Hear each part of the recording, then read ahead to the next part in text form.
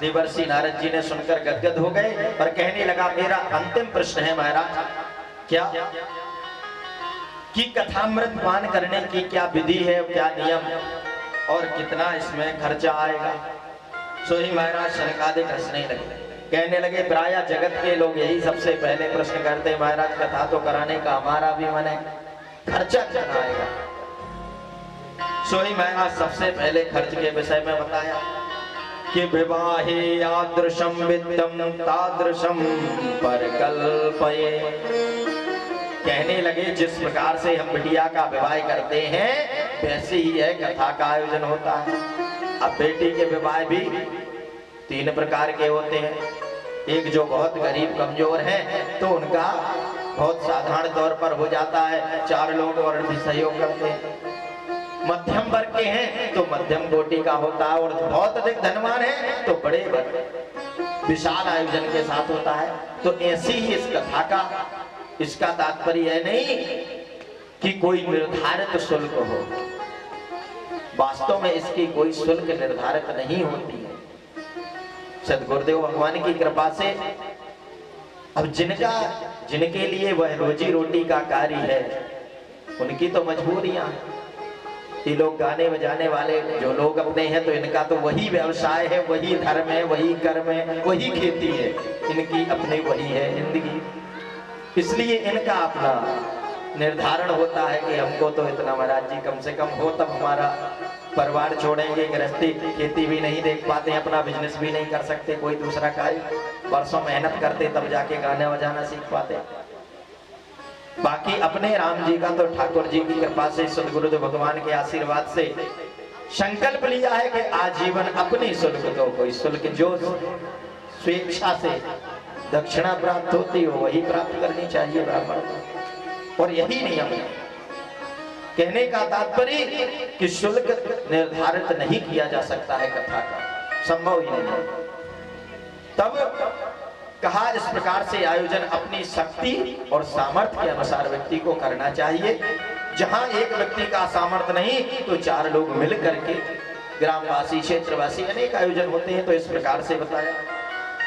फिर महाराज क्या करें, सुंदर व्यासपीठ का सुसज्जित करके व्यासपीठ बनाई जाए किसी ब्राह्मण शरीर को। अब आजकल तो समय बदला, सब समय के साथ सब कुछ महाराज समानता का अधिकार है, कुछ भी कहो तो संविधान खतरे वाली कहानी हो जाए, गलत बोल गए फिर दुनिया के बाद हुआ। कहां क्या किस विषय वस्तु की मर्यादा है उसको लोग समझना ही नहीं चाहते, कटाक्ष करना प्रारंभ कर देते हैं। महाराज माताओं बहनों को समानता का अधिकार है, जब पुरुष कथा कर सकते हैं व्यासपीठ से तो माताएं क्यों नहीं। अरे माताओं को कथा करने से समानता का अधिकार आ जाएगा, जो माताएं कथा कर लेंगी वो पुरुषों के समकक्ष हो जाएंगी। अरे माताएं पुरुषों से अधिक हैं, अधिक श्रेष्ठ हैं, नर से अधिक नारी है।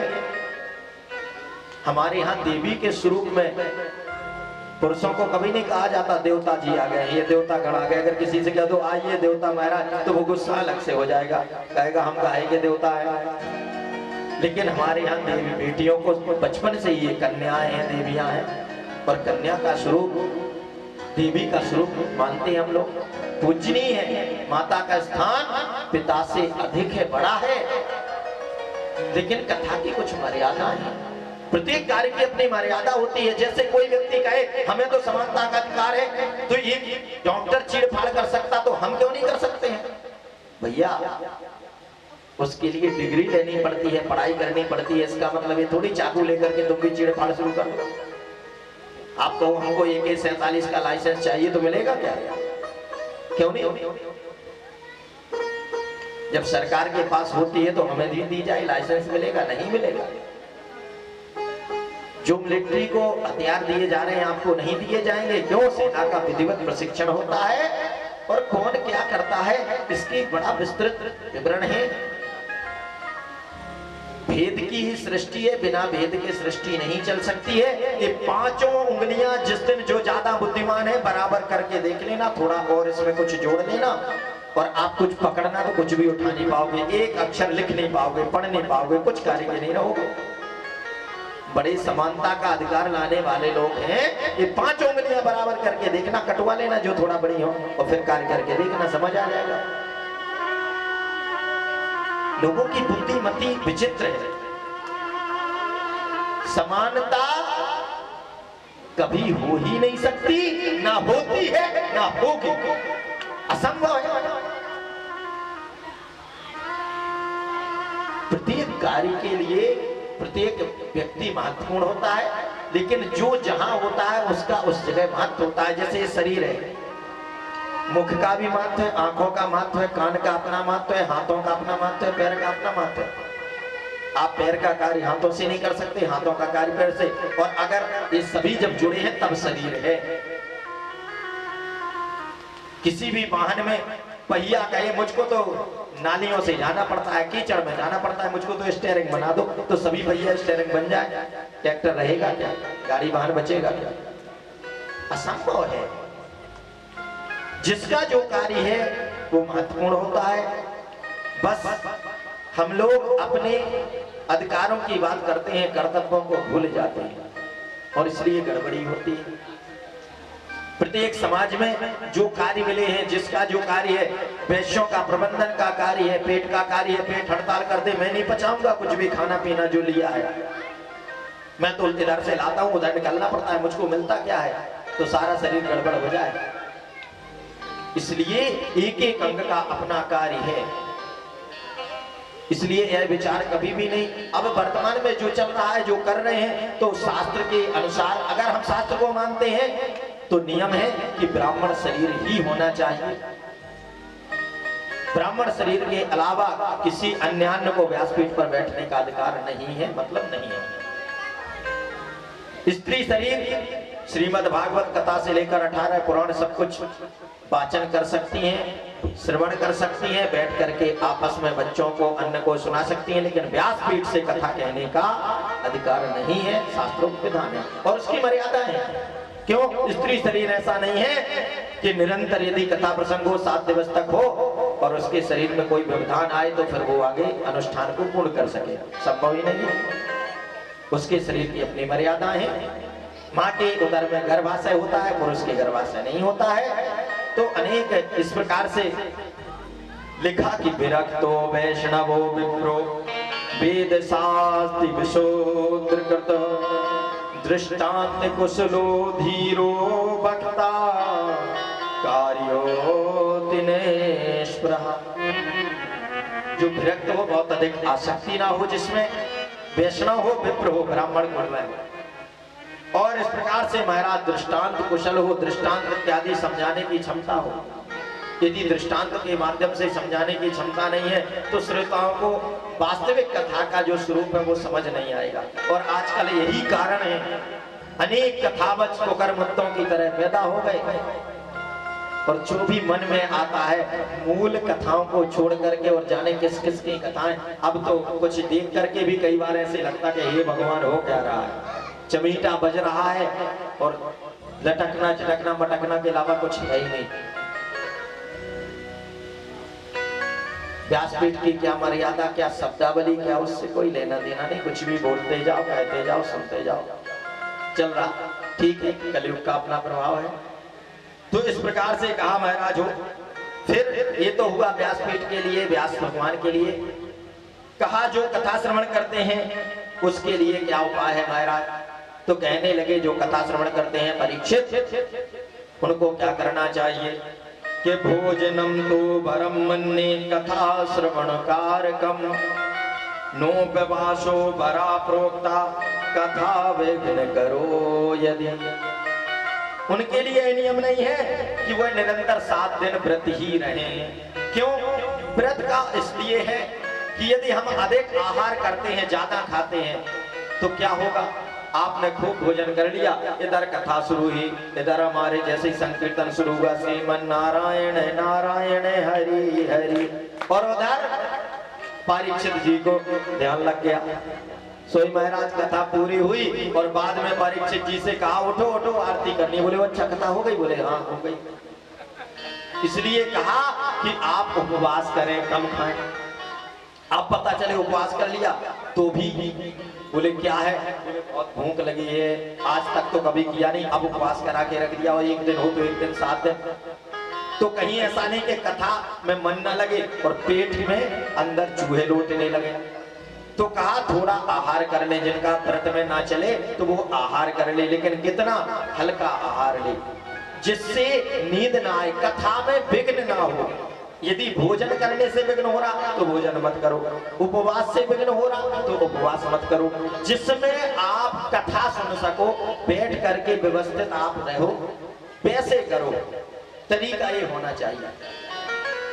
ये तरीका नहीं। एक सेठ जी थे महाराज, बड़े मुश्किल से बार बार सेठानी ने कहा धार्मिक प्रवृत्ति की माताओं बहनों में ज्यादा श्रद्धा होती है, कहा बताओ पड़ोस में ही कथा हो रही है, तुम कथा सुनने नहीं जा रहा हो, नगर सेठो चले जाओ। बस सेठ जी नहीं जाते थे, थोड़ा कंजूसी रहती थी, कुछ खर्च होगा, कहा चले जाओ। गए महाराज, वहां पहुंचे, लोगों ने आइए सेठ जी आए, सेठ जी आए, नगर सेठ जी आए, चटाई बिछा दी, बड़ी बैठाल दिया, बैठ गए। कथा शुरुआत होने में थोड़ा विलंब था। जब तक कथा शुरू हुई तब तक सेठ जी तो महाराज वहां पहुंच गए और बैठे बैठे उनको निद्रा देवी आ गई, सो वहीं चटाई पर सो गए। अब महाराज इधर बैठे और कथा पूर्ण हुई, और जब कथा पूरी हो गई सो लोगों ने कहा कि जाइए, उठिए। उठाया और अपनी चटाई ली और सेठ जी वापस आ गए। वापस आए, देवी ने पूछा कथा सुना है? बोले हाँ सुना है। क्या सुना कथा में? सेठानी चतुर्थी। कहने लगे आइए, बैठिए और जाइए, बस तीन ही शब्द सुना है। इतना तो सुना ही था सेठ जी ने। लोगों ने कहा नगर सेठ जी आइए, बैठिए, और जब बाद में गर्भ हो गया बोले चटाई खाली करो सो जाइए। 3 शब्द ही सुने थे। वो समझ गए अगर कह देंगे तुमने कथा नहीं सुनी है, कुछ नहीं सुना, तो कल से जाएंगे भी नहीं। बोले ठीक है, यही गुरु मंत्र है तुम्हारे लिए, इसी का जाप करना, कोई बात नहीं, कम से कम गए तो। अब महाराज सारे दिन कथा में सोते रहे तो रात में नींद आए कैसे? नींद ना आए। सो विचार किया कि देवी कह रही थी यही गुरु मंत्र है, तो थोड़ा जप कर ले, भूल ना जाए। सो ही बैठ गए बिस्तर पर और ध्यान लगा के आंख बंद करके वो जपने लगे, आइए, बैठिए, जाइए, आइए, यही जप रहे थे। और जब यही जप रहे थे उसी समय क्या हुआ, रात के 11-12 बजने को हुए, एक चोर कूदा, और जो ही आंगन में कूदा कि सेठ जी का जब चल रहा था, बोले आइए, उसने कहा ये भगवान फंस गया। चुपचाप जाके सेठ जी के नजदीक पहुंच गया, और जो ही पास तक पहुंचा सो सेठ जी का दूसरा मंत्र आ गया, बोले बैठिए, बैठ गया। जो चोरी करके पोटली लाया था, कुछ लिए था, सो उसने तुरंत सेठ जी के चरणों के पास रखी। तब तक सेठ जी का तीसरा मंत्र आ गया, बोले जाइए। उठा और चुपचाप भागा। वो तो भाग गया महाराज, और सामने सोने की मोहरों की थैली रख करके चला गया। अब सेठ जी का जब बहुत देर हो गया और खोली आंखें, सो देखा सामने पोटली रखी है, खोल के देखी, मोहरें रखी है। अरे भगवान देखो ये क्या हो गया, क्या हो गया? बोले हम मंत्र जप रहे थे, ये धन आ गया। कहने लगे सुन लो सेठ जी, ये संकेत है कि कथा में जाकर के झूठे शब्द ही आप लेके वहां से आ गए थे, तो आज अपनी खुद की चोरी बच गई हो, जो लेके आया था वो छोड़ गया। अगर वास्तव में सच्चे शब्द लाए होते तो कल्याण हो जाता। कहने का तात्पर्य कि कथा से एक शब्द जो प्राप्त होता है वो कल्याणकारी है, हमारे जीवन में लाभदायक। तो इस प्रकार से महाराज कहा कि ऐसे व्रत रहें, उपवास करें, उद्देश्य सिर्फ एक कथा श्रवण हो। उस स्थिति में आप, किसी को बैठने में दिक्कत है, कोई दिक्कत नहीं, परीक्षित को कुर्सी पर बैठ जाए, जहां जिस स्थिति में। ये नहीं कि अब एक आसन लगा लिया, अब एक ही आसन में बैठना पड़ेगा। महाराज पैरों में दिक्कत है, पैर फैला के बैठ जाओ, कुर्सी पर बैठ जाओ, चल फिर करके बैठ जाओ। कहने का तात्पर्य ध्यान चित्त कथा में रहे, आप बाकी अपने शरीर की जैसी सामर्थ्य, जैसी शक्ति है उसके अनुसार व्यक्ति को श्रवण, लेकिन श्रवण अवश्य करना चाहिए। और कहा कि जिन्हें व्यासपीठ पर बैठाला गया है उन्हें साक्षात सुखदेव स्वरूप मान करके महाराज पूजन कर करके और इस प्रकार से कथा को श्रवण करें पूर्ण श्रद्धा भाव से। और ऐसे सुंदर कथा का हमारा चिंतन मनन, मन हमारा निर्वत्सर हो जाए। मन के अंदर मात्सर्य निकल जाए, ईर्षा निकल जाए, क्योंकि कंचन तजना सहज है सहज त्रिया गाने, और मान बड़ाई ईर्षा दुर्लभ तजना ए। सोना तजना सरल है, पत्नी परिवार पुत्र इस तजना सरल है। कई बार लोग सब कुछ त्याग करके महाराज सन्यासी हो जाते हैं। अरे तुम क्या समझते हो, मैंने पत्नी छोड़ दी, नौकरी छोड़ दी, सब कुछ छोड़ दिया, बाबा हो गया और महात्मा हो गए, और किसी यज्ञ मंडप में गए और वहां किसी ने नहीं ध्यान दे पाए कि महात्मा जी आए, सोई महाराज फरक गए। तुम जानते नहीं हो मैं कौन हूं? अरे मैं गजेस्टेड ऑफिसर था, मैंने वो नौकरी छोड़ करके वो महात्मा बना, और तुमने मेरा सम्मान नहीं किया, कुर्सी पर नहीं बैठाला। मतलब यह है कि आज भी मन में मान पाने की लालसा जागी है कि हम कौन थे आप ये जानो। हम सन्यासी तो हो गए, लेकिन हम गजेस्टेड ऑफिसर थे, इसलिए हमारा सम्मान उस प्रकार से आपने नहीं किया। अरे जब सब कुछ महाराज त्याग दिया है तो ये गजेस्टेड ऑफिसर ही कहां लिए घूम रहे हैं? महात्मा तो महात्मा हो, मस्त रहो, जिस स्थिति में हो, जहां हो, जिस परिस्थिति में हो, जो मिल जाए सो मस्त। सम्मान मिल गया तो सुखी, अपमान मिला तो सुखी, दोनों बराबर रहते हैं जो सच्चे संत हैं। इसलिए कंचन तजना सहज है सहज त्रिया गाने, कि कंचन तजना तो सहज है, पुत्र पत्नी परिवार का स्नेह तजना सहज है। मान बड़ाई ईर्षा, ईमान बड़ाई ईर्षा दुर्लभ तजना ये बड़ा कठिन है, और अगर इनको त्याग कर दिया तो जीवन में कल्याण ही कल्याण है फिर हमारा। और ये हट गए तो पक्का मान लो आपके अंदर भक्ति माता विराजमान हो जाएंगी और आपके जीवन में आनंद मंगल ही होगा। तो इस प्रकार से महाराज कहा कि जिनके अंदर भी है निर्मत्सर हो जाएंगे तो उनके अंदर महाराज प्रभु भक्ति माता आ जाती हैं और प्रभु घुसपैठ कर देते हैं। अंत में महाराज सुंदर सूत जी व शौनक जी के संवाद में महाराज शौनक जी ने 6 प्रश्न किए। उन्हीं प्रश्नों के मध्य में संपूर्ण कथा चलती है। कल सुंदर सृष्टि वर्णन का चरित्र इत्यादि होगा, तो इन 6 प्रश्नों को सुनकर के और कथा को विराम देंगे। सूत जी महाराज ने 6 प्रश्न किए हैं कि किम श्रेया शास्त्र सारा का स्वावतार प्रयोजनम, किम कर्म के अवताराशो धर्म कम शरणम गता। कहने लगे महाराज ये प्राणी मात्र का कल्याण कैसे हो, इसके संबंध में बताइए।